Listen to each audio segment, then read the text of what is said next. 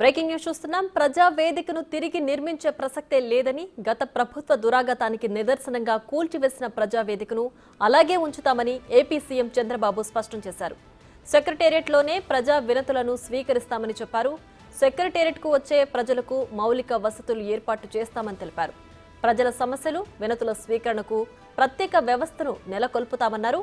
ఈ విషయమై అధికారులతో చర్చిస్తున్నట్లు సీఎం చంద్రబాబు చెప్పారు. ప్రజా వినతులు స్వీకరణకు ఎక్కువ సమయం కేటాయిస్తామని అన్నారు.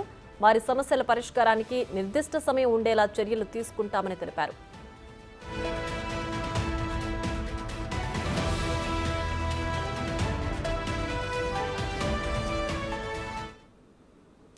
ఇక ఇదే అంశానికి సంబంధించి మరింత సమాచారం మా ప్రతినిధి సాయి శంకర్ లైవ్ లో అందించడానికి సిద్ధంగా ఉన్నారు. సాయి శంకర్, చెప్పండి. అయితే ప్రజా వినతులకు సంబంధించి ఎక్కువ సమయం కేటాయిస్తామని, పాత దాంట్లోనే కంటిన్యూ చేస్తామని కూడా చంద్రబాబు క్లియర్ చేశారు. దీనికి సంబంధించి డీటెయిల్స్ ఏంటి?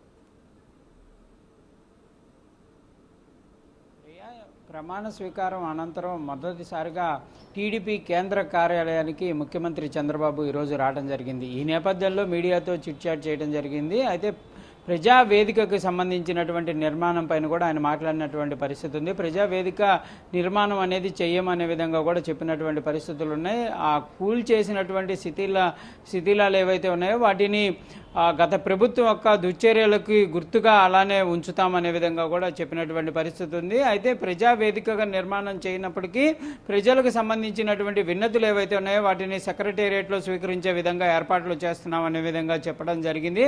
సెక్రటేరియట్కి సమస్యలు చెప్పడానికి వచ్చేటటువంటి ప్రజలు ఎవరైతే ఉంటారో వారికి సౌకర్యంగా వాహనాలకు సంబంధించినటువంటి సౌకర్యాలు కూడా కల్పిస్తామనే విధంగా కూడా చెప్పినటువంటి పరిస్థితి ఉంది. దాంతోపాటు క్షేత్రస్థాయిలో పర్యటనలకు సంబంధించినటువంటి అంశం పైన కూడా ఆయన అయితే చిట్చాట్లో చెప్పినటువంటి పరిస్థితులు ఉన్నాయి. మొదటి క్షేత్రస్థాయి పర్యటన అనేది పోలవరం నుంచే ప్రారంభం కానున్నది అనే విధంగా చెప్పడం జరిగింది. దాంతోపాటు ప్రజా సమస్యలకే ఎక్కువ సమయం కేటాయిస్తామనే విధంగా కూడా చెప్పినటువంటి పరిస్థితులు అయితే ఈ రోజు ఉన్నాయి. మొత్తంగా ఈ రోజు కేంద్ర కార్యాలయానికి వచ్చినటువంటి చంద్రబాబు అనేక అంశాలపైన కూడా స్పందించినటువంటి పరిస్థితి ఉంది. దాంతోపాటు కార్యకర్తలతో కూడా ఆయన ఈరోజు సరదాగా కొంచెం సేపు అయితే గడిపినటువంటి పరిస్థితి ఉంది. కార్యకర్తలు పెద్ద సంఖ్యలో కూడా కేంద్ర కార్యాలయానికి వచ్చినటువంటి నేపథ్యంలో వాళ్ళందరితో కూడా ఆయన వాళ్ళు అక్కడికి వచ్చి ఆయన కలిసి శుభాకాంక్షలు చెప్పడం జరిగింది. ఈ నేపథ్యంలో అనేక మంది మహిళలు కానీ, వృద్ధులు కానీ, పిల్లలు కానీ అనేక మంది కూడా ముఖ్యమంత్రి చంద్రబాబును కలిసి విషయం చెప్పడంతో పాటు ఆయనతో ఫోటోలు అయితే దిగినటువంటి పరిస్థితి ఉంది. దాంతోపాటు కేంద్ర కార్యాలయానికి వచ్చినటువంటి నేపథ్యంలో కొంత బారికేడింగ్ వ్యవస్థను అనేది సీఎం ప్రోటోకాల్ వాళ్ళు ఏర్పాటు చేసినటువంటి నేపథ్యంలో పోలీసుల పైన కూడా కొంత ఆగ్రహాన్ని వ్యక్తం చేసినటువంటి పరిస్థితులు ఉన్నాయి. ప్రజలకి తనకు మధ్య దూరం ఉండే విధంగా ఉండకూడదని, ప్రజలకు తాను దగ్గరగా ఉండే విధంగా ఏర్పాట్లు చేయాలనే విధంగా కూడా పోలీసులను అయితే ఆదేశాలు ఇచ్చినటువంటి పరిస్థితి ఉంది. బారికేట్ల ఏర్పాటు ఏదైతే ఉందో దానిపైన కొంత ఆగ్రహం వ్యక్తం చేశారు.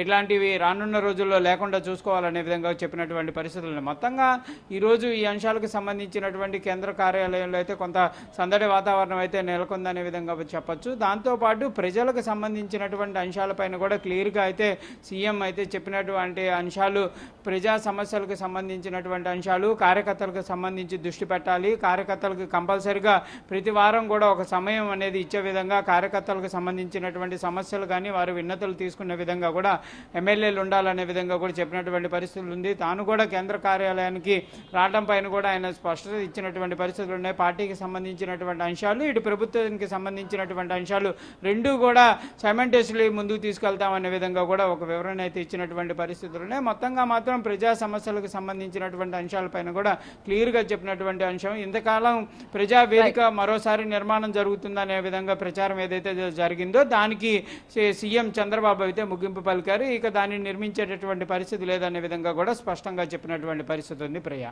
Right Sai Shankar, thanks.